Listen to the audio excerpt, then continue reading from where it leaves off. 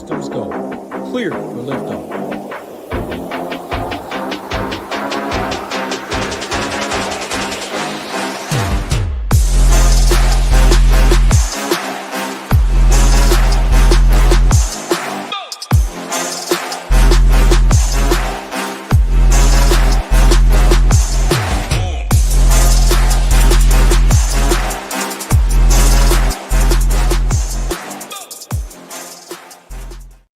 What is going on, SHIPIT Nation YouTube station? We're back. We're talking MLB. I get it. NFL is the forefront of everybody's mind. But, hey, Tuesdays and Wednesdays and Fridays, the MLB pools are still nice on DraftKings. Today, we should have a little extra fish in the old fish tank, as Gyiraszin likes to say, right? A little extra NFL slappies coming over and playing some MLB streets, right, with no NFL on the docket tonight, tomorrow, or Friday. Overall, should be a pretty fun slate in general here. No Coors Field, but it is feeling like a Coors Field slate with the Dodgers facing the Rockies at home here. German Marquez, we know how he is. He's on the mound here. We got 11 games on the docket. No real weather concerns here. Fairly cold temperatures across the board. It's standard September baseball here. Gyiraszin, I'll bring you in right away, man. You're coming back from a vacation. You're going on another trip tomorrow, living the best life, coming off 16 stacks in your pocket on Sunday in the NFL streets. I mean, the nation, we've crushed all weekend long in all of the sports overall, looking to keep the train rolling here tonight. What's going on, brother? How are you? Man, it's been a good week or two. I can't lie. I mean, started off last weekend. I was telling you I was at the campground and had a pretty good week in baseball, won 6-7K, and then had that $3,300 ticket that I won for $12. Ended up catching that one, came in like 40th, ended up getting $6,000 for that, won a few other bucks on some things, ended up getting like 6,700 or so on the early slate, and then ended up crushing a little bit of some showdown, which, you know, was kind of funny. So I went down to Key West and went with some pretty good friends of mine, and Nolesman's a really good friend of mine who plays quite a bit on DK, and I got to say he's the GOAT of all-time qualified and qualifiers. Dude's been qualifying max seats in the last like 10 years, and whatever one he wants to get in and qualify, he gets it done. But just great guy, great group of people. But we went down, had a good time. We did some fishing. We did all kinds of fun stuff. So, Nades, I got to tell you, we went on this fishing charter, right, in the morning. I got to tell you guys this shit. It's the funniest story. So I kind of get seasick a little bit, you know, here and there. And I was told it's going to be calm. We're going to troll. You know, we're going to get some big fish, going to have fun. I'm like, dude, I don't know. And it was supposed to be a long trip. And Nolesman tells him, no, dude, we're coming in a couple hours, 11:30, because we got to do our football. We ain't coming back at 1. Like, it don't matter. You guys, you know, we'll pay for the whole thing. We're just coming in early. So we get out there. We're out there for like an hour and a half, and I'm having a good time. And all of a sudden, wham, a fish comes on the line, Nades. And we got this mate captain, you know, he looks like Raleigh Fingers. He's got the mustache and shit, you know, tattoos all over him. And he's getting our, you know, the big reels and shit all set for us and stuff. And it's my turn to reel this thing in. And I had to like put it between my legs. And dude, I'm cranking on this thing, Nades. Like, dude, I'm cranking on this thing for like 10 minutes, bro. My forearm was like, I probably couldn't even like, dude, I couldn't even scratch my head. My arm was like killing me, Nades. And this mate guy's like teasing me. He's like, come on, Pissy, you know, come on, man, you can't get this thing going, you wimp, you know, come on, wimp, you know. And I'm like, bro, you can kiss my ass, dude, you know, like this is hard stuff. So I finally get this fish in. It was a pretty good sized mahi fish, which was kind of cool. So then a few minutes later, we're trolling around, and I'm like, oh, dude, here comes the beer shit. So I had no time to even think, Nate. So I'm like, hey, bro, where's the bathroom? He's like, down there. So I went down in the hull, like in the middle of the boat, and I went down, and I'm thinking as I'm getting further down in the boat, like, this ain't going to be good, man. This ain't going to be good, Nate. So I get in this little freaking airplane-sized little bathroom in there, and, dude, I'm trying to crap, and I'm bouncing around like this, like, bam, bam, hitting every damn wall in the place, Nades. And I'm like, oh, man, I'm trying as fast as I can. I'm trying to hurry up and wipe, throwing the paper in the toilet, you know, doing my business. I'm like, oh, my God, I'm sweating bullets now. and they got this little thing on the wall for the toilet. And I'm trying to figure out how to flush this stuff. It ain't going down. Now I'm standing up. I'm bouncing out on this boat. I was like, what the flip? I get 2 steps out the bathroom. I'm like, oh my God, I got to go again. So I had to turn back around, Nades, go back in there. And now I shit again on top of the pile of paper that I left in there that I couldn't freaking flush. So I'm all done. I'm like, oh my God, I'm back in there dying again, bouncing off the boat. Like, oh my God. So finally I get done. I was like, I didn't even care if I have to wipe, man. I had to get the hell out of there, Nades. I was going to die. So I walk up the hole of the boat. I just remember the air, and my wife looked at me, and she saw I was white as a ghost, and I had a mouthful. I was like, get out of the way, man. I leaned over that boat, threw up all over the damn place. The mate was kind of like laughing at me, you know, and he's like, what happened? I'm like, oh, dude, I almost died down there taking a shit. And he's like, you took a shit? Oh, man, what you do with the paper? And I was like, it's still in the toilet, bro. He's like, oh, dude, you're supposed to throw it in the garbage can. And I was like, nobody said nothing. And he's looking at me. I'm like, I ain't going down there no more, bro. This is the way it's going to be. So I laid on the couch, and my man had to go get a dog bag. He had to pick that crap up out of the toilet. And I'm sitting there thinking, laugh at me again, call me a wimp again, reeling in a fish, mofo. I was dying. I was like, dude. So then I had to lay on the boat and the couch the whole time with a wet cloth on me because I was sweating bullets like I just got off the worst ride at the carnival, bro. But, yeah, I learned a life lesson there. You can't take a shit on a boat underneath the water of the ocean when you're bouncing around because that is not going to work out well for you. But pretty funny crap. But I mean, oh, my gosh. Cash the over tickets for Gyiraszin shit story nightmare because – dude. Gosh. I'm telling you right now. And then we went home, dialed up some winners and some football. And then when that 8 o'clock games, Nades, I had a little bit of money left in my FanDuel account, even though I'm expecting like $7K back. And I had like $150 maybe. So I built 3, showdown teams. I did 2 of them. We're in the car on the way to downtown. Nolesman's in the front seat. I go, hey, bro, make me a suggestion for a team. So he hasn't played on FanDuel in 10 years. He literally takes my phone, looks at it. Doo-doo-doo. He's like, I don't know. What do you think of this one? And I looked at it. I go, hey, this looks pretty good, man. You know what? I like it. So I entered it. Go on. And he says, yeah, I like Keon Coleman as the captain. That's great value over there. He didn't even know if it was 1.5 points for the captain. I go, yeah, it's 1.5 points. Nades, he built me the nuts. $45. I won $9,200. And we were at the bar. He won $130K off the DK. He came in first, second, and like 5th place or something in their showdown, like the 1,500 showdown. He wins $130K. I win $9,000 off that shit. Won $6-something grand earlier in the day. So you know what? It went from a shit day to a literally, no pun intended, to literally a great day at the end of the day. It was one of the most fun days I ever had watching DFS, and I've had a lot of fun sweats. But, man, when we were having fun sweating that out, we were in the middle of Key West at a bar. We had a chick who was a really good singer. But, man, it was fun, dude. It's a good time. But, hey, now I'm in between trips. I got to go up north golfing with 16 of my Michigan buddies. But, man, it was a really good time hanging out with my Florida people. I love my Florida people. They're good people. Well, glad to have you back there. I mean, literally, what a day! Shit day turned great, right? Nonetheless, I mean, what a start to the show. I mean, we got to go out with a bang on the MLB season here. Never know what you're going to get with Gyiraszin in the saddle here. I did not have that on my bingo card. No, that story there, but the chat's loving it here. I mean, we got Slappy in here, My Lanes, Jay Nevy, Sean, Ollie, BG, Warren Tyler, Lone Wolf. Everyone's laughing their ass off in the chat, so appreciate that. Hit that like button, hit that subscribe button here. Man, you had quite the whirlwind of a weekend there. You finished it off with some extra Benjamins in your old FanDuel and DraftKings account. Overall, looking to keep that rolling here tonight. We got a fun 11 big tournament day. Hey, there's like a good monster over on FanDuel. 50K up top for 300 skips. It's usually like 100 people in it, and you can win 10K. So we got a little extra bonus over there. Yeah, we got some really nice contests. I know DraftKings has, I think, an 888 tonight. Obviously, a bunch of other really good contests here. Like I said, Tuesday, Wednesday, and Friday are the pivotal MLB days on the docket now that NFL is back.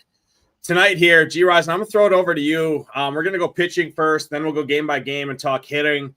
overall. From a pitching standpoint, kind of broad slate overview of how I see it, I'm going to be fairly condensed at pitcher. Realistically, I think you could limit your pitcher pool to 3 guys. I'm probably not going to limit it all the way down to 3 guys exactly there in MME stuff. I'm playing 20 max and a couple main teams here tonight, chasing some qualifiers in that for NFL. I'll throw it over to you for broad slate overview. You kind of agree, condensed pitching pool, fairly spread out in terms of offenses. I see 7 to, 8 or 9 offenses that I think are in pretty good spots. Obviously, the Dodgers being one of them there. But what's your kind of broad slate overview? And then take us into the pitcher pool, 8K and above. Really hit on guys like Emmett Sheehan, Spencer Strider, and then George Kirby. Those are kind of going to – and Robbie Ray. Those are going to be kind of the guys that are going to pick up the ownership, obviously led by Kirby and Sheehan there. Robbie Ray is not going to be that low owned either at 9,500 there with that pitch count, facing the D-backs at home in that pitcher's ballpark there. But broad slate overview, then take us in 8K and above pitchers. Yeah, you're right. I mean, there's probably not too many guys that I really, really like today. I don't think you're going to get burned at pitching. Like I usually like to grade, like how many guys are out there that are going to, top end the slate to where you got to have them or you're going to be totally screwed. And I don't think there's really that, kind of pitching, guys out there. I mean, even though we got 2 guys up in the 10K range, I don't really care for either of them, to be honest with you. So, but yeah, I mean, we can start with the 8K pitchers. I mean, just kind of even going all the way from, Horton down there in Atlanta. I'm not really sure. I don't even really want to look at this one here at this spot here. I'm just not really too much of a fan here of this one. I just think it's too neutral. I'm not really in love with it there. There's other spots here that are pretty close in price that we'll get to. I think Gallen in San Francisco is somebody at 8,400 that you could maybe leave in your pool. I don't love it, but I think if I had an MME, I think Gallen is somebody that, I particularly wouldn't mind keeping in my pool. Moving on up there, Hauser. I'm not really interested in Hauser against the White Sox. You mentioned Strider. I think Strider's a guy that, to be truthful, I think I'd rather have the Cubs and pick on him here. I mean, he's just not been very good here. It's Spencer Strider-esque, as we would say. Here in recent times, he's been getting beat up a little bit. I think you could pick on a guy like Spencer Strider. He's just getting beat up here. He's got a 15% whiff rate. He's got a 394 WOBA allowed against the righties here. So, he's just been getting beat up. We talked about it in a couple shows when I was like, hey, let's pick on Strider here. It did work out one of the times, and one of the other times it didn't work out. For what you're paying here, I'm not a fan of Strider here tonight. I think Sheehan is a guy that most people are going to go to, obviously because of the matchup. I mean, you're looking at Colorado here. I mean, Sheehan's a minus 325 favorite. He's a big favorite. He's pretty much one of the highest strikeout pitchers in the whole slate here today. So I think Sheehan's a guy that is going to be played quite a bit. You look at some of these strikeout percentages of the Rockies. I mean, Goodman's at almost 27%, Beck 28, Doyle 26.5, Carroll's 27. I mean, you only got really one guy, Freeman, at the top of that lineup that's even really below the MLB strikeout average. And Sheehan 27% to the lefties, 26% to the righties. ISO has been low. He's been giving up some fly balls, as we know, both sides of the plate, 33%, 31%. But has been getting barreled up a little bit, which, I just don't really fear this Colorado team. I think Sheehan, for me, especially at the price at 9K, I think you got a really good chance for a win. So that is definitely somebody that I like today. I think it'll be kind of chalky too, actually. Garcia, really not a fan against the Toronto team that we know just really doesn't strike out. You can look at Robbie Ray, but Arizona just really doesn't strike out against left-handed pitching. They're one of the, one of the lowest teams against left-handed pitching in all of baseball. We like the park out there, the fly balls that he gives up. So I'm kind of neutral on that one. I don't really love it. I kind of like it more as a pivot. If you're going to get, some of these guys here on Arizona, Arizona to me, you just kind of look at some of their strikeout percentages against lefties. You only got the bottom half of that lineup to where you really have anybody. And I'm just kind of using, I know it bounces back between 22, 23%, the K average. You only got the top 4, 13%, 7%, 14%. You got a few guys under the 20%. So there's not really too many strikeouts here, 15% overall as a team with Arizona. So that's concerning for me. And then if you move up here to Kirby, Kirby to me has been pretty safe, but man, he's had 2 shitty outings out of 4 here where he's got beat up for a touchdown in 2 of his 4 outings. So that's a little bit concerning for me. But, Bieber's been pretty good. I mean, he pitches pretty well in his home park. His 2 times he did get beat up, he was on the road. So I don't mind Kirby. I mean, St. Louis isn't really good. So, if you're going to compare somebody, even like Bieber or Ray or somebody up here at the top, I think Kirby would be the guy. I just don't really like paying up for him. I just, if he was like 9K nades, I think I feel a lot better about a guy like George Kirby. I think Bieber's a little interesting. He has one of the higher strikeout rates. We talk about Houston doesn't really have too many strikeouts in their lineup as well. But he has been getting up there as far as pitch count. I mean, I just don't love it. I mean, his last 2 times out, 15 points, 17 points, and you want me to pay, the highest price on the slate for him. So I think Bieber's a pivot for me. I think the potential's there. I don't think he's going to get played too much. I think you're going to see, pretty much, I think you're going to see Kirby,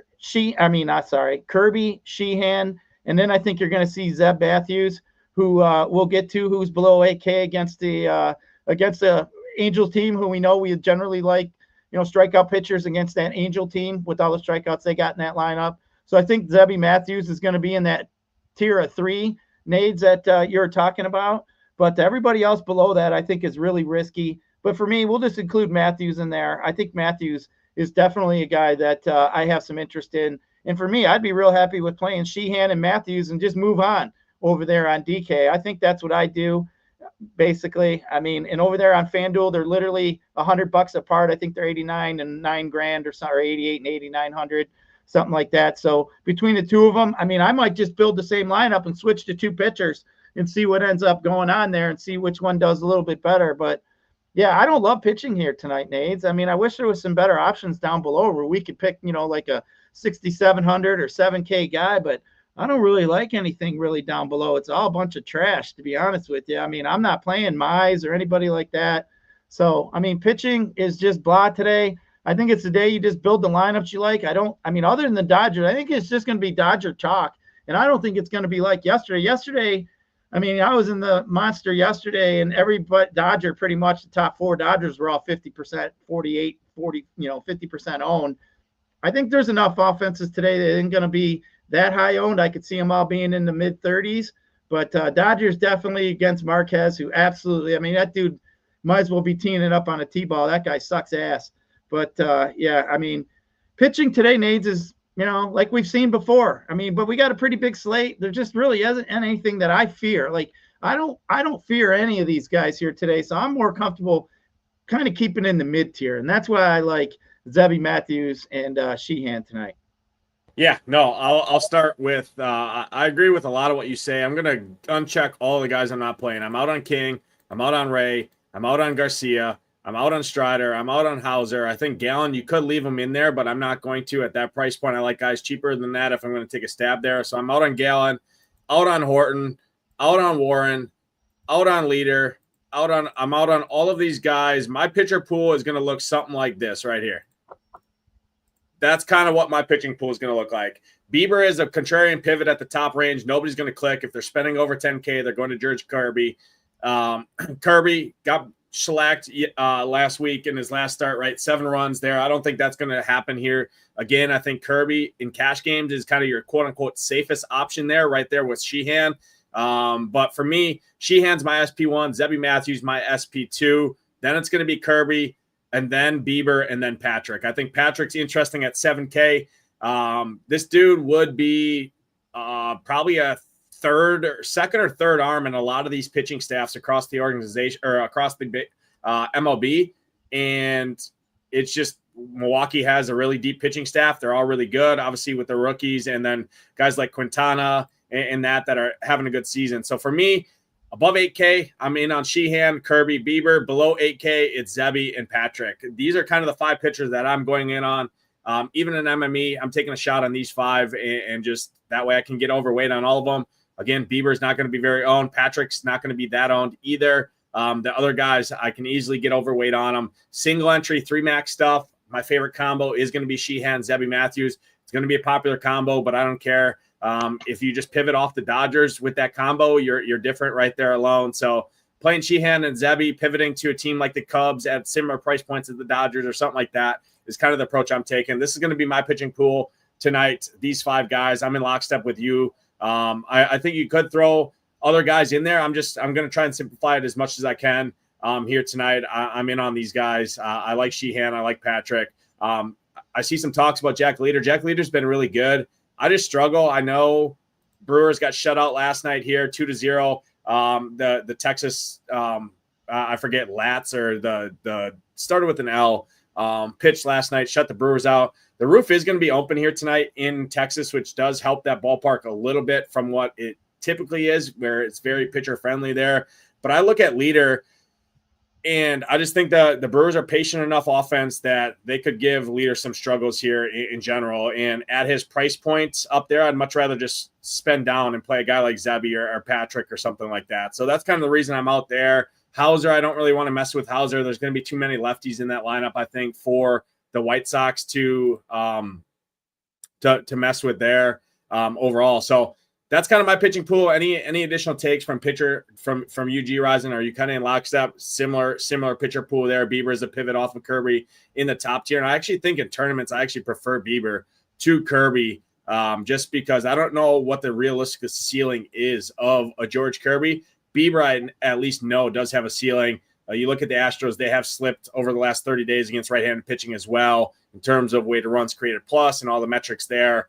There's still strikeouts to be had, and Bieber's looked very, very good since returning back from IL. Any additional takes? Yeah, I mean, I like Leiter. Leiter's been my guy here in the last few times. His last 2 starts, I've been on him, and he's been spectacular. But I don't really like picking on Milwaukee. They don't have the strikeouts for me in that lineup for me to pick on them. But, I mean, hey, I'd leave Leiter in my pool. I mean, we got a kind of a light pool. I mean, just because he's been so good to me here in the last 2 times out. I think the other guy, too, that I think is risky, and I think you could literally play both sides of this game with him, is this Conley Early, the Boston Red Sox rookie they're bringing up. He's getting the start. He's one of their top prospects. He's been around 30% strikeout rate his last couple seasons down there in Double-A. He's looked pretty good, almost 31% strikeout rate in his few starts in Triple-A. So, I mean, he's got the strikeout upside. I mean, he's kind of cheap down there, 7,200. I mean, I think it's kind of risky. I think, when you get a rookie like that, you don't know what you're really going to get. You could stack against them, and I think you could use them too. So, I mean, if he could go out there and get you maybe 5-6 Ks tonight, I mean, man, you probably pay off his price.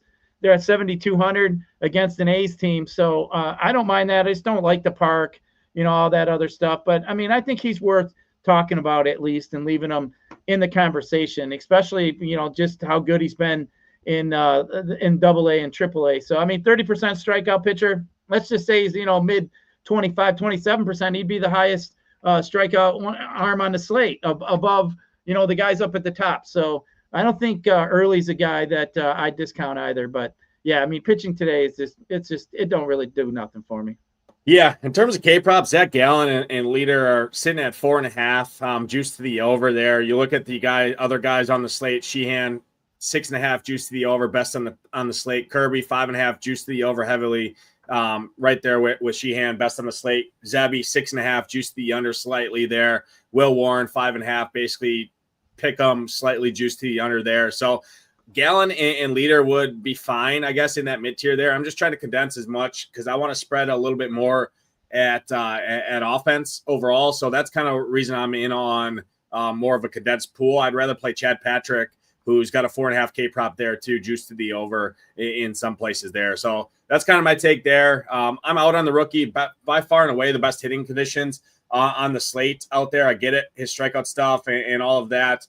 But you got 10 to 15 mile an hour winds blowing out there in an already good ballpark for hitting. Rookie making his first start with a high powered offense like the A's. I get it. There's strikeouts in the back half there, but Rooker, Langeliers, Kurtz, all of those guys, that's pretty tough to ask there for the rookie coming in. And he does have a price point. I'd rather just play Chad Patrick at that same price point there with probably a little bit slightly better pitch count overall. So that's kind of my take there on pitching there. If I were to expand out, like I said, I'd probably add Gallen next, and then either Leader or Will Warren would kind of be the other guys outside looking in to my 5 pitchers here in my pool personally. But I wouldn't fault anyone for adding additional guys that we talked about there. It's always nice to play pitchers out there in San Fran. Personally, I'm just limited it myself. Let's jump over talk hitting here. When we have a pretty condensed pitching pool and pitching's kind of weak in general, which seems to be the case of all of our shows we do together now at Gyiraszin, at least over the back half of this year. We get into hitting, going to be some spots that we like for hitting. First spot on the slate here, Yankee Stadium, Will Warren on the mound, Casey Mize, your Detroit Tigers coming in to face the Yankees in this small ballpark up there. Bronx Bombers on the mound. Casey Mize, decent pitcher, has shown fits. This Yankees lineup can give any right-handed pitcher power issues there. I think the Yankees are fine as a contrarian spend-up stack. Going to be very low owned to teams like the Dodgers there. I always have upside in general there. What's your take here in Yankee Stadium, Tigers and the Yankees? Yeah, I like the lefties here with the Yankees. Actually, I actually like the lefties on both sides of this game, to be truthful. So, I mean, you look at the Yankees, Mize just hasn't been very good at keeping the ball on the ground. He's at almost 49% clip ground balls to the right side. He's at a 34.5%, and his fly ball percentage is almost at 31%. He's given up a lot of line drives to the left side of the plate. We know the Yankees got plenty of left-handed power. Grisham, Bellinger, Rice, Chisholm, Wells, and even McMahon at the bottom of that lineup. So I do like some of these Yankees, as you mentioned. You're going to have to pay up a little bit for them. Dodgers, I think, will be chalky, but then I think there's a handful of teams that got some power tonight that can keep up with them. The middle part of that, your Tiger bullpen is not very good. So, you know, the back half has been decent, but the middle part of that bullpen, if Mize gets beat up here early, it could get out of control pretty quick. And then you look at the Tigers half. I mean, Will Warren, he's not been all that great here against the left side. He walks way too many lefties. Is at almost a 12.5% walk rate. I mean, he's been getting barreled up quite a bit here by lefties. He's at 11.5% barrel rate to lefties. So I don't mind it. He is a mid-ground ball lean pitcher, 45% lefty. But, I mean, some of these Tigers definitely have some fly balls ability in their lineup. You got Torres at 29%, Carpenter 33, Green 35, Torkelson. I mean, Cole Keith. I mean, all these guys here, top half of this lineup, can get the ball up in the air. So I think, you know, Will Warren, somebody you could get after here. It's just, you know, that Yankee bullpen behind Will Warren is definitely a stopper. So not something that I really want to fool around with. So you better get the Warren pretty early, as that Yankee bullpen is definitely one of the best in all of baseball. But yeah, I like the lefties on both sides. I think maybe mini stacks, even for the Tigers, like some lefty mini stacks. You could use a guy like Cole Keith, and then you could, you know, he fills out some decent spots. You got a guy like even Wenzel Perez. You want to go cheap, and you can throw in a Riley Green or a Carpenter in between, and kind of have the middle part of that Tiger lineup. So even McKinstry there, I don't mind at all. So you know, definitely don't mind it there. Like both sides here. You only got an 8.5 total in this game. The only game, I think, we got one game that's above double digits there, that Boston and just that Boston and A's game's the only one over 10. So, I mean, we got a lot of totals here. We only got like 3 or 4 games under 7.5. Everything else is 8.5 or 9.8. So, I mean, that's why I think the offense is going to be kind of spread out. But I think both these teams are definitely in play. They both have the power. And but I just don't really like the Tigers as much, just because, like I said, that bullpen. Yeah, no, I agree. I think the Yankees are a really, really good tournament stack. I'm going to be well overweight on the Yankees here. You look at the Tigers bullpen. It's not very good. They used 5 bullpen arms on Sunday. 44 pitches, 23 pitches, 20, 19, 15. Fairly taxed. You look at their xFIP over the last 30 days, sitting at 4.47. So not very good. Bottom 10 in the league over that stretch there. Yankees, ton of power there. I love the lefty power for the Yankees. And then don't forget about Stanton either. Stanton's having a hell of a last month overall. Love Wells, love Jazz, love Grisham, love Belly, Rice, McMahon. I'm actually lower on Judge personally myself. But you can obviously always include Judge there. I'd much prefer if I'm spending up in that tier, going to a guy like a Kyle Tucker or a Shohei Ohtani, which we're going to talk about there. Judge is obviously going to be much lower owned than Shohei Ohtani there, but I much prefer the lefties overall from the Yankees. If I'm going to a righty, I'm going to go to Stanton first. On the Tigers side, I think Wencel Perez is a really decent play overall. Parker Meadows is a cheap value at 2,500. I think he's playable too. Riley Green, Colt Keith. Those are guys. I would limit it only to two and probably two-man stacks for the Tigers. Yankees been one of the best bullpens in all of baseball all season, especially over the last month. They're top 5 in baseball, and they're fairly rested as well there. So love the Yankees lefty power bats in this one against Mize and that bullpen, which has been struggling in general. Next game on the slate, Blue Jays and the Astros. Luis Garcia on the mound, Shane Bieber on the mound. No Astros interest for me. Blue Jays, contrarian spend-up offense, been one of the better teams in baseball all season long, especially for hitting.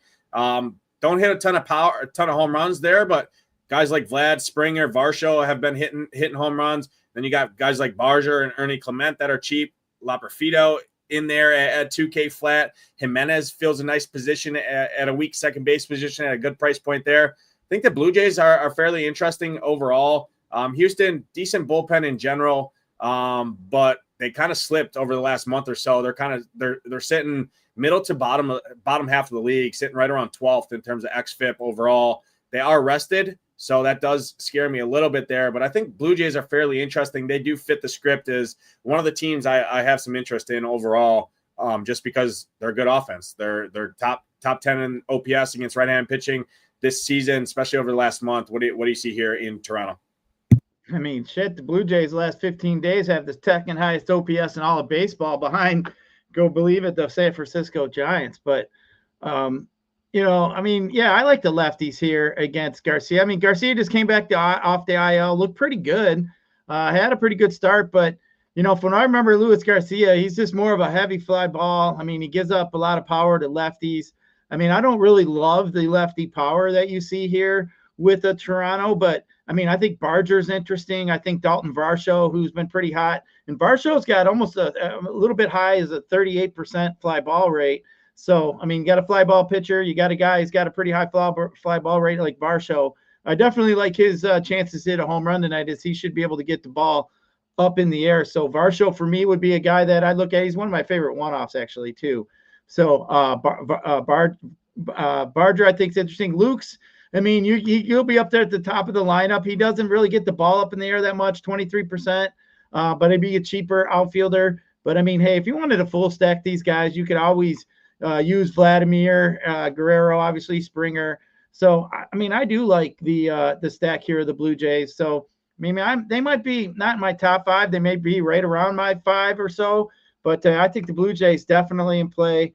So we'll leave them in. And when I get to the Astros here against Bieber, I'm not interested in any of these Astros. I think Bieber's just a good enough pitcher. And, I mean, I don't want to play any Astros here against especially a righty. So I'll pass. Yeah, I really like the lefties for the Blue Jays, and then Springer and Vlad at the top. If you want to wrap it around, you can go Laperfido, who hits the ball in the air, has some power. He's still in minimum there. And Garcia, yeah, fly ball and power issues to lefties there. Second start coming off the IL, right? He did look pretty good, like you mentioned. But I'm still willing to take my chance with the Blue Jays offense that's, like I said, top 10 in OPS over the last month against right-handed pitching in general, top 2 in all of baseball in general, both sides of the plate over the last month there. So, yeah, Blue Jays going to be low owned. I'll take my chances there as one of the teams I'm in on in tournaments. Next spot on the slate here. This is another spot that I have some interest in here. The Cubs in particular, I want lefties against Strider. Well, no surprise, the best hitters for the Cubs do hit from the left side. Michael Busch, I know Gyiraszin loves himself some Busch, not in my day and age, but hey, Gyiraszin likes some Busch there. Tucker, Ian Happ is cheap. PCA is cheap. He's come off a cliff from where he started the year, but again, still upside there, stolen base upside. And then you got some cheap righties to add into stacks if you want to.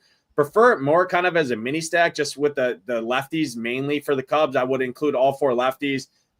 If I am stacking the Cubs as a 5-man there, make sure to include all the lefties personally myself. against Spencer Strider there. But Cubs, another low-owned stack here. Braves, not a good bullpen, right there as one of the league worst over the last month as well. Strider has shown his fits, shown his issues there. What do you see here, Cubs and the Braves?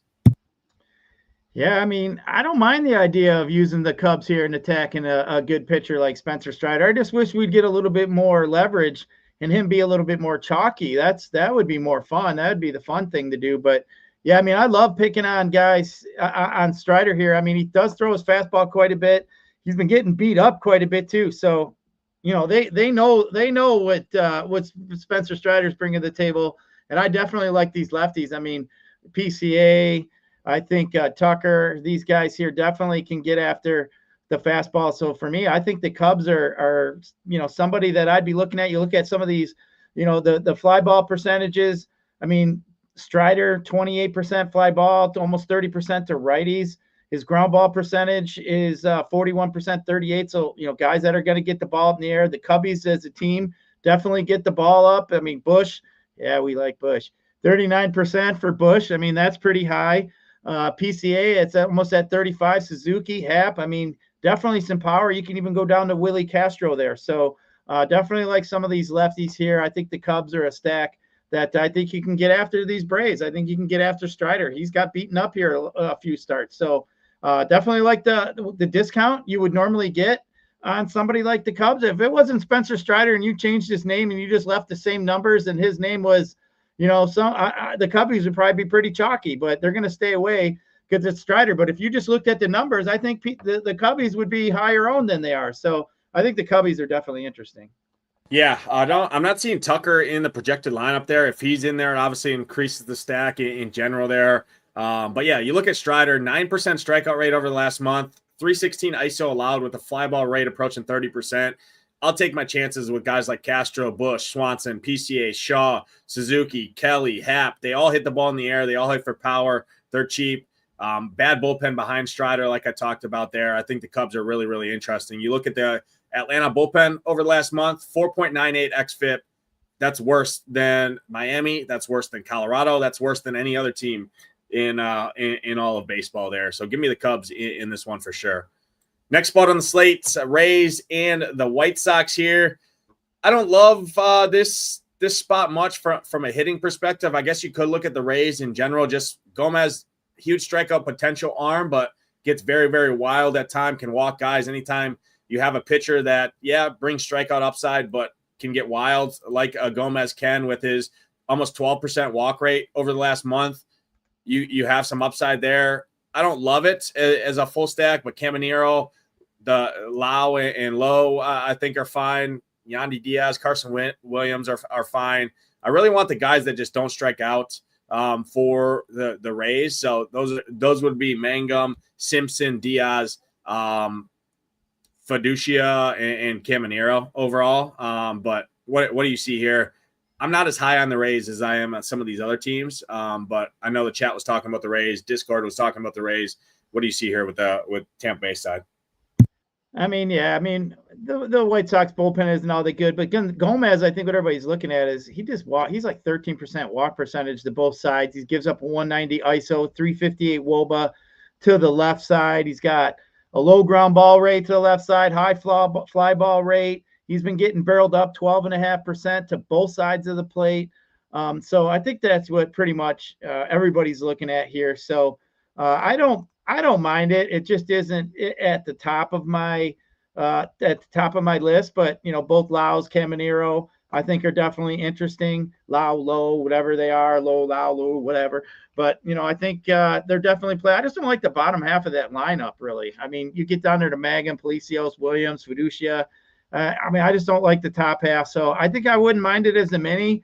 But, what you got to hope for is this Gomez is bad, right? Like he starts walking guys left and right. And, you start getting doubles and singles with dudes on base. It starts, adding up them RBIs and all that quick for you.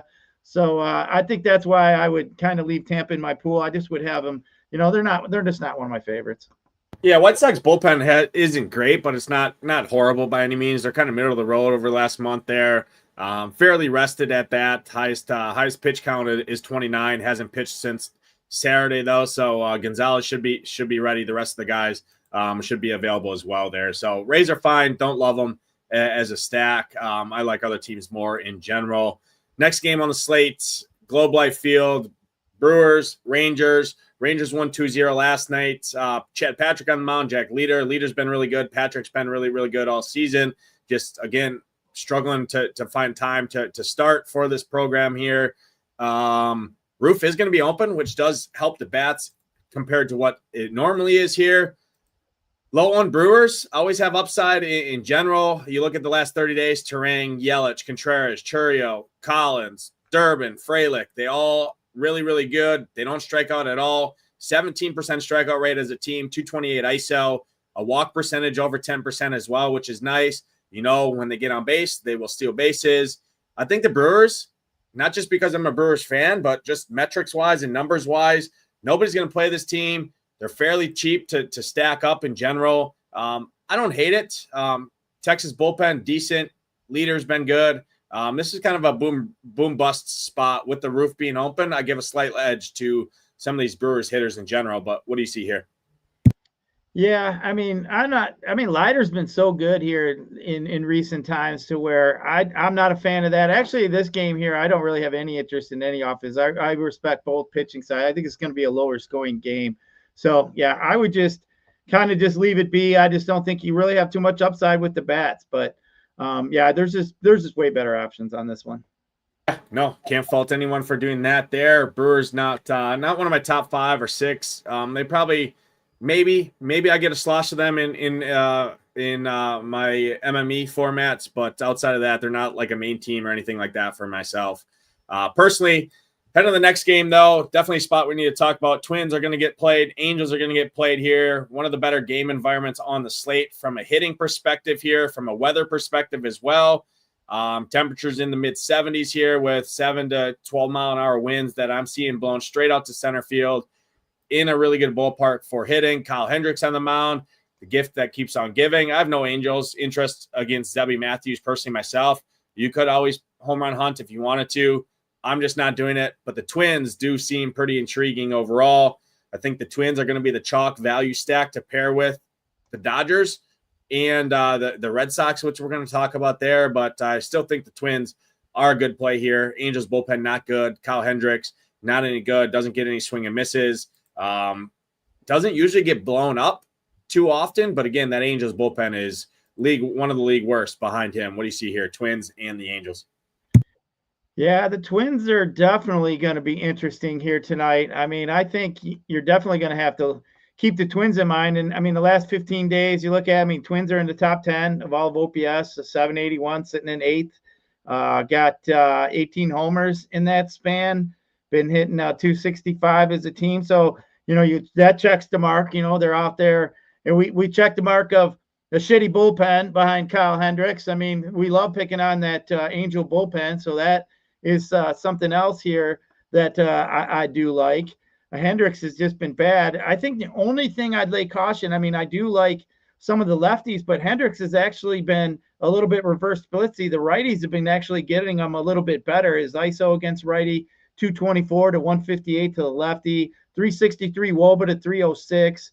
Fly ball percentage, right about the same, about 30% both sides. But getting barreled up a lot more by righties. I kind of wish Buxton was in the lineup tonight. He'd be one of my favorite. I think Austin Martin's decent up there at the top. I think the only thing that worries me is you look at some of this bullpen of the Angels, even though they suck, but dude, they got like 3 or 4 lefties over there. So I get a little worried about these lefties up here at the top, like Wallner. I think he's definitely a pinch hit risk. You know, Larnach, I think you could definitely see, you know, maybe these guys getting 2 at bats. So that's kind of what scares me a little bit. If they do bring in a Chafin or, you know, one of these other lefties they have in that bullpen over there. But, yeah, I mean, Twins are definitely a top play. We like everything about it. We definitely like the park. We definitely like the bullpen we're going against. I just wish Buxton was in there. Like I said, Hendricks has been reverse splitsy, but he's pretty much the worst pitcher on the slate, worst bullpen on the slate behind it. Yeah, I think the only thing I'm most worried about is, you know, the pinch hit risk. Yeah, I mean, I'm not too worried about there. One of their lefties is going to be unavailable for sure tonight. In Peralta at the top tier, he threw 51 pitches yesterday overall. So I'm not too worried about it. Twins, nice price points there. I think Royce Lewis is a really good play at his price point. Wallner, Martin, Clemens, Mickey Gasper at 2,200. He's cheap. Brooks Lee. So yeah, I like the Twins. If you play the Twins, be worried playing them with the Dodgers, and I think you're fine. Or if you're playing the Dodgers, don't play them with the Twins, something like that. Just to be slightly different there, but I'm in on the Twins. No Angels interest for me against Zebby. Zebby's my top overall starting pitcher on the slate, price per dollar wise, or points per dollar wise. Next game on the slate, Padres and the Reds. Zach Littell on the mound. Michael King making his first start after getting injured. He threw some simulation starts and things like that. Overall, a really good pitcher. Can get wild at times. Not playing him at that price point until we see if he's actually truly healthy there. You could make the case for some of the Reds just because you don't know what King it's going to be, if he is wild in walks guys, things like that. But Padres bullpen is good. Ballpark sucks. I'm not in on this game really from a hitting perspective. Padres look pretty good on the stone here. They rank pretty good in our hitter rankings. Could qualify as a low-owned team. Reds bullpen not good. Littell has home run and issues in terms of fly balls and just overall doesn't get a lot of strikeouts on the road. So Padres qualify kind of as a sneaky stack. Tatis, Machado, Ahern, Laureano, Sheets, Merrill. This roster is really good in general. So kind of coming around a little bit on these Padres here. Nobody's really going to play them. Another pivot off of the Dodgers. What do you see here? Yeah, I mean, Padres are definitely played. Little is one of them guys that you don't mind stacking against. He's got a low K percentage, both sides of the plate. His ISO to the right side is 223, 190 to the left side. Ground ball rate, a little bit more to the right side. Fly balls around 30%. So that's something, but he gets barreled up 11.5% to the righties. So, I mean, low strikeout pitcher, guys getting the ball up in the air. I mean, he can get beat up. So I don't mind the Padres. I just don't like the park. You know what happens at later in the night. You know, I talk about that marine layer coming in, air gets thicker, and you know, the ball just doesn't travel as well. So I just don't like the upside there in San Diego at night. I think we got, you know, a decent enough size slate, you know, where I just don't want to really push it. But I think the Padres, you know, definitely play. If there's like a 5-game slate, I think the Padres would be, you know, somebody that, you know, I'd probably look at a little bit more against a guy like Littell. But yeah, I'm not in love with it. I just, it's there, but it's just, it don't do it for me. Yeah, I mean, 7.5 total.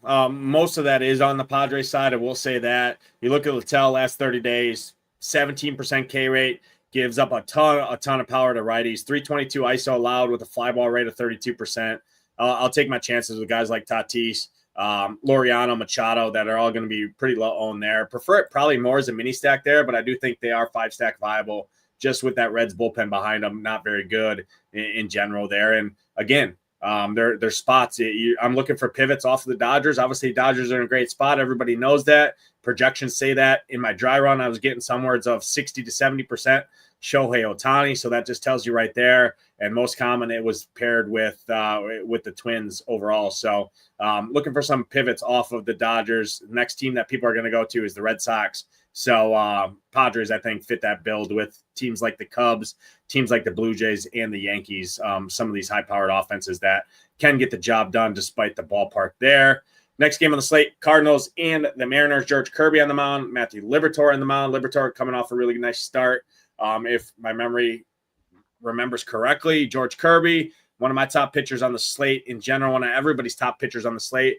Kirby coming off his worst start of the season for sure. Last start, I just don't like this Cardinals offense. I don't think it's very good.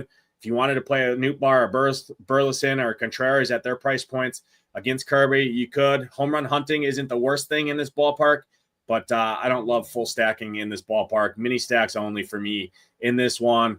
Prefer the Mariners mini stacks against Liberatore, guys like a Rosarena, Cal Raleigh, J-Rod, Suarez, Mitch Garver if you need a cheap punt catcher with some power upside against the lefty there. But overall, not a game I'm loving from an offensive perspective. What do you see here in Seattle? I think Seattle is interesting, actually. I mean, just kind of looking at Seattle, they've been really hot lately, top 5 in all of baseball OPS in the last. They're actually 4th in the last 2 weeks. And, you know, you kind of look at Liberatore's stats here. Yeah, I don't like the lefties, but, dude, they don't really have any lefties I got to worry about. I mean, Polanco obviously is the switch. And then you got Naylor and pretty much Crawford. That'll be it. Everybody else is pretty much a righty. But you look at Lipitor against righties, he's been getting barreled up at almost 11% compared to 4.5% to the left side. He's getting hard hit, almost 52%. His ground ball percentage is not that high, even though he's at 50% to the left side. Fly ball percent, 27%. His K rate is pretty low at 17%. So I definitely like some of the righties, and we know Seattle's got all kinds of power from the right sides. Rosarena, Kyle Riley, Rodriguez, Suarez, Garver. I think all these guys in play all have good wobas against the left-handed side. So you look at the fly ball rates are really good too. Eugenio Suarez at a 47% fly ball rate against lefties. He'd be somebody I definitely like today. Obviously, Kyle Riley, he's at 39%. Now that's really high. Rosarena at 35.5%. So I think the Mariners are definitely interesting tonight here against St. Louis. But I don't love the park. We got a game total sitting at 7.5, so I don't want to get too excited. But I don't mind, some of the Mariners using them, maybe power hunting some of these Mariners. I think they're definitely in play. Yeah, I don't mind power hunting. I put the Mariners over the Padres, I think. If you were to pick one or the other, just due to their power, you look at the Mariners over last month, 4th in home runs against left-handed pitching, 7th or 8th in OPS, or 10th, in OPS over that stretch as well there. So definitely some power there. Prefer power hunting. More mini stacks on the Rangers side. No Cardinals interest for me, realistically. Nootbaar, Burleson, if I was going to there, or Contreras would be the guys I would look at there, but don't love it.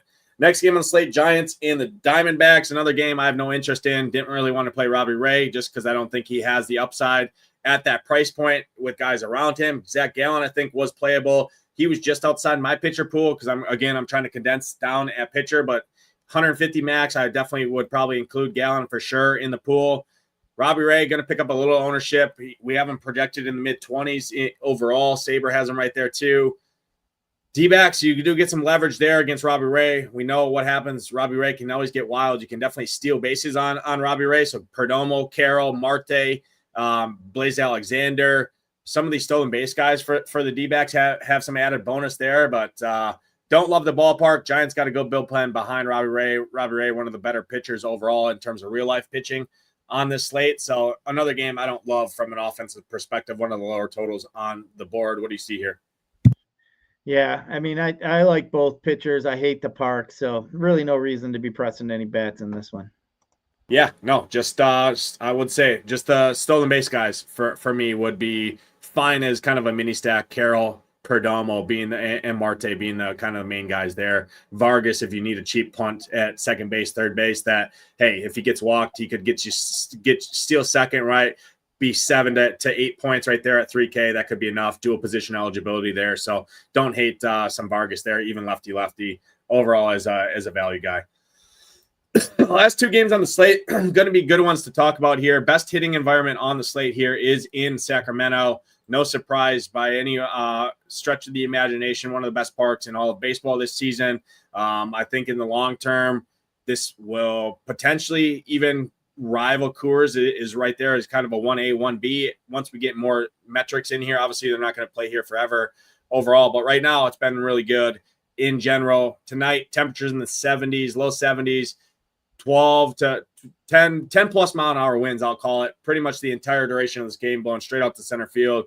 You got Jeffrey Springs, a fly ball guy.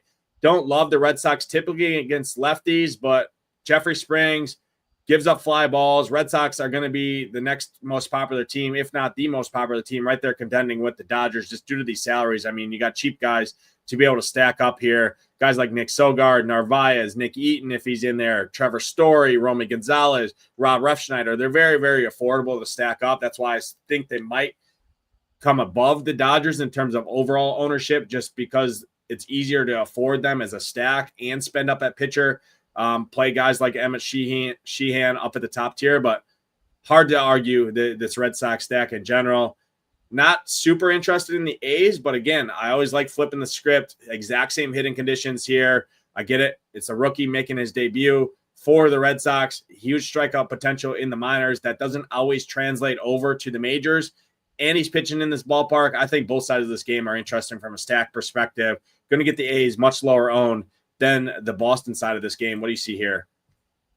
Yeah, I think Boston at the price I'd have is my top stack for the price per dollar, even ahead of the Dodgers, just because they're so high. As you mentioned, you can fill out some pretty good spots. I mean, Story's been hot as can be. I think he's a guy I'd start with for sure. Rami Gonzalez there is another one against spring, as you talked about, fly ball pitcher. We got a park here yielding up all kinds of runs. We got a total 10. Definitely like some of these Red Sox I look to, and Springs has given up a home run his last 7 out of 8 starts in a row too. So, but he really, I mean, the top's at 5 earned runs. He's generally around 1 or 2. So, I mean, if you're telling me the Red Sox are going to be super chalky, more chalky as I feel like they're getting steamed up a little bit as pivot off, I think I'd just rather honestly just play the Dodgers, to be truthful. So, I mean, to me, if the Red Sox are going to be overly owned, I'd pass. If I knew I was getting them a little bit lower owned, I think I would definitely jump on board. But we know, I don't care if Springs is really that good for the first 4 or 5 innings. That A's bullpen sucks. Angels, A's, Rockies, them are the bullpens we've been picking on here recent times. So it checks that mark. We talked about the rookie early coming in here. He got called up. So, I mean, dude's probably shitting his pants. I mean, his first start here, he's coming out, going out to Sacramento, playing in a minor league park. So, I mean, he's been in the minors for 3 years, so he should feel pretty comfortable in one of the minor league parks. But either way, that park yields quite a bit of runs, even in the minors. So, I mean, yeah, I think you could see a kid get beat up out there. I mean, you know, it starts getting up control issues, and we could see a softball game out there. But, yeah, Oakland definitely going to be lower owned, but Boston, I think, if they're going to get steamed up and they're going to be the second highest or, you know, pretty close to the Red Sox or Dodgers as far as ownership, then I'll just play the Dodgers. I ain't even going to fool with the Red Sox. I mean, maybe one-off Story. I mean, maybe if you wanted to go that route, throw Story in your Dodger stack instead of a Mookie Betts. I think that'd be a better, that to me sounds better than trying to jam in even the Dodgers. I think more I think about it, maybe that's what I might do is play some Dodger stacks to make sure I have Story in there instead of Mookie. Yeah, I will tell you everything I'm running kind of projections wise, the salary, looking at this, the Red Sox are going to be right there with the Dodgers. It's definitely 1A, 1B. Red Sox could come in higher depending on the contest overall. Not to say that they're a bad stack by any means, but if I just read you these numbers here, just threw the team out, threw the starting pitching out, just said, hey, it's a left-handed pitcher on the mound, gives up some fly balls overall, and then read you out these numbers: 133 ISO, 130 ISO, 033, 0, 0, 0, 0, 0 over the last month against left-handed pitching. I mean, you're looking at a team ISO of 0.073. Yeah, they don't strike out, but their WOBA was even below 300. I mean, and that's heavily inflated with Rob Refsnyder, right? So I just struggle. I mean, the Red Sox have been bottom 5 in OPS in baseball against left-handed pitching over the last month there. Springs, yeah, gives up fly balls there, but I still think Springs is a serviceable pitcher in general. He might give up a home run or two to a guy like Refsnyder or Story, but I just don't know how much he gets blown up here in general. I get it. The bullpen's not very good behind the A's, but if I'm picking between the Red Sox or the Dodgers, just give me the Dodgers overall. I'll take my chances on the Dodgers here in general. I'm slightly worried about the Red Sox. I say all that to say that second highest implied run total on the slate, the biggest game total on the slate, really good hitting conditions against a fly ball pitcher. Things could go south in a hurry. I mean, you're looking at guys like, I mean, in this lineup, Nate Eaton, right? I mean, you got Narvaez, Nick Sogard. I mean, it's just not the same lineup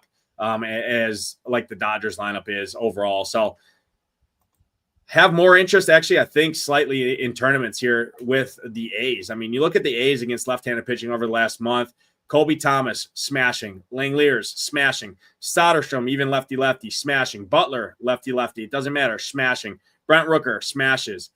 So I have, and getting Jacob Wilson back helps too, for sure. So in tournaments at the ownership, I think pivoting over to the A's side of this game is not the worst take by any means.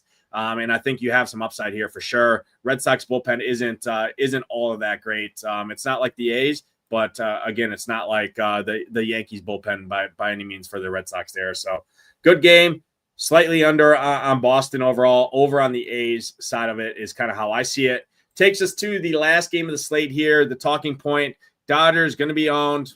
No surprise, they're facing the Rockies pitching staff. German Marquez. I mean, I can't believe this dude's still making a start in Major League Baseball. He's horrible. Ohtani, by far the best play in the slate, 6,500, easily way to afford him here. Pivoting off a guy like Mookie Betts, I think, is a very, very sharp move, like you talked about, 4,700. I'm just not a huge Mookie guy. Lefties, smash plays for the Dodgers. Everybody smash play for the Dodgers. Even Ha-Sung Kim at the back half has some stolen base upside. He's 3,300. He's cheap. Pages, Conforto, Muncy. I love them all. My least favorite Dodger would be Mookie, but again, hard to argue any of them. Dodgers, my top stack of the board. Everybody's top stack, but I think teams like the Red Sox could contend with them as the most popular stack on the slate, just because the Red Sox are more easily affordable to stack up in general, because you don't have 6,500, 5,200, 45, 55K, things like that from the Dodgers. What do you see here? Last game of the slate. Yeah, Marquez sucks, man. This dude's given up 17 hits his last 9 innings, 12 earned runs. Been walking guy, 3 a game. He's not striking anybody out. I mean, he's just not good. I don't even understand how he's still pitching, but that just goes to show you how bad the Rockies are. I mean, they just suck. Woba 398 the left side, 381 to the right side. It's been getting burled up by just about everybody, even people's grandmas barreling this cat up. But Herman stinks. You know, I mean, I just wish the Dodgers were hitting better, man. They've been not hitting. They've been hitting for shit. They're like bottom 4 in all of OPS the last 2 weeks. They couldn't get the job done yesterday. I mean, I want to say, you know, try to fade them, but dude, Marquez has been so bad and that bullpen's so bad. It's just like, you know, if you sit there and fade the Dodgers and, you know, all of a sudden they start scoring runs, you just be like, I knew better. Why in the hell wouldn't I play against Germán Marquez? That guy sucks, you know, like that's kind of way I feel. So, you know, I feel like they're in a good spot. I mean, that lineup got a little longer over there with the Dodgers with Muncy coming back. So, you know, I mean, yeah, I get it. Shohei's expensive. You know, these Dodgers are all expensive, but I think you can make it work. Like you said, I think the Twins will be pretty popular with the Dodgers here tonight just because they're so cheap.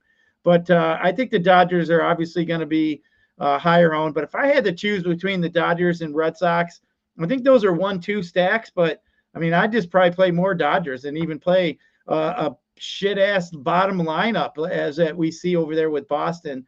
So, yeah, I think the Red Sox for me are definitely 1A, 1B here, but I think the Dodgers for me are at top.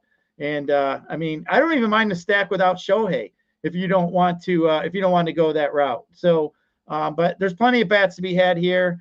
But, yeah, give me the Dodgers. I think the Dodgers are definitely too hard to pass up. Yeah, I agree. Again, just don't play them with the Twins, and you should be different enough there. And like I said, Red Sox are going to contest with them overall.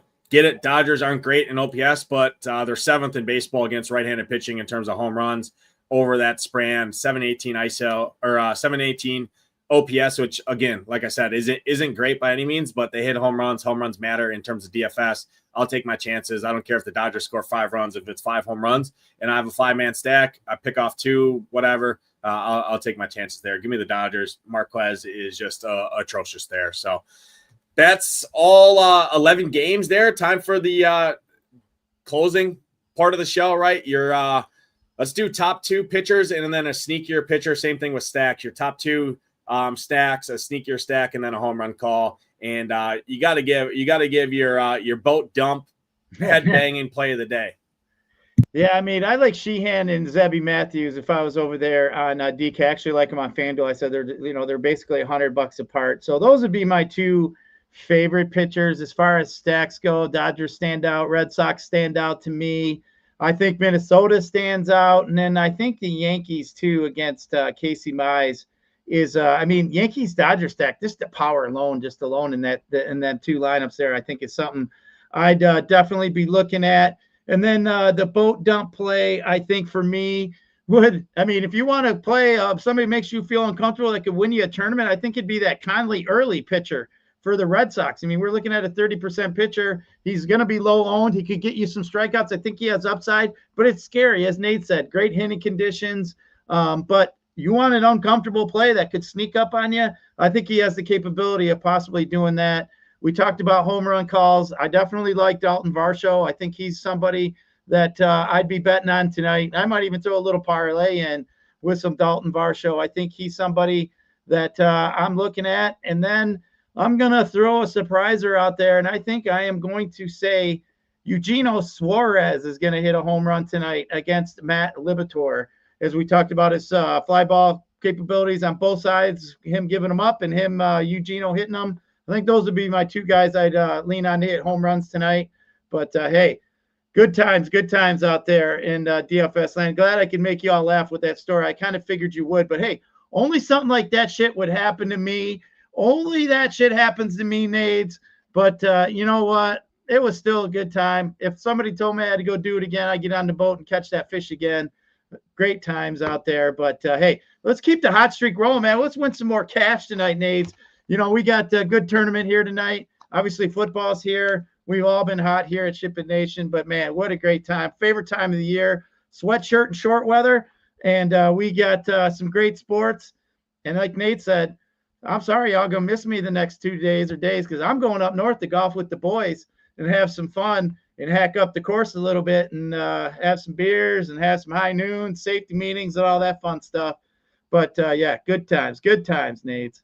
Yeah, no, excellent breakdown there. For me, it's Sheehan, it's Zebby Matthews. I think Patrick and Bieber are interesting tournament plays as well. Like I talked about, my top stack at ownership, I'm gonna go with the Yankees. I think the Yankees are pretty sneaky in general. I like their upside there. I talked about the OPS metrics on teams like the Red Sox and the Dodgers. Not the greatest. Dodgers, one of my favorite stacks on the board, too. I'm right there with you. And then some of the sneakier places I like, I think the Cubs and the Blue Jays are interesting there again with the Yankees. Obviously, the Twins, the Red Sox, and the Dodgers are all good plays. I'm just looking to get a little bit different and just not give the same plays out as Gyiraszin there. For my home run call, I'm going to Max Muncy, 4K for the Dodgers. I think Max Muncy's a really good play here. And then I'm going to take I'm going to go to the Yankees here, and I'm going to go to Ben Rice. Hitting cleanup tonight, 4,700, catcher first base. I think Ben Rice takes one deep in Yankee Stadium against Casey Mize. That's going to do it. Appreciate everyone tuning in. Hit that like button. Hit that subscribe button. If you're not a member yet, you still have time to get in. Join the fun. SHIPIT games. You get ballots. You're in a drawing to potentially play for $20,000. These 5 people are already in as Golden SHIPIT winners, one of 50 each. Again, $20,000 top prize cash, cold hard money. I know the share ship game 2 this week is a 555 milli maker. So again, if you build the lineup and you win, you get $100,000 cash to your pocket, $500,000 cash going right back to the prize pool here to make this even bigger. Again, these cashes and prizes cannot get any smaller. They can only go up from here. We have all sports, Showdown covered, the Stone, cash, and NBA's right around the corner. NHL's right around the corner. Obviously, we have PGA coming back soon. And like I said, MLB, the rest of the MLB season will be here. MMA, you name it, we have it. ShipItNation.com/join now. The biggest free roll in the industry still going on. There's still time to get in now. That's going to do it. Appreciate everyone tuning in. Hit that like button. Hit that subscribe button. It helps us out a ton. For Gyiraszin and his boat shits and the rest of the crew, we'll see you guys next time. We're out of here. Peace.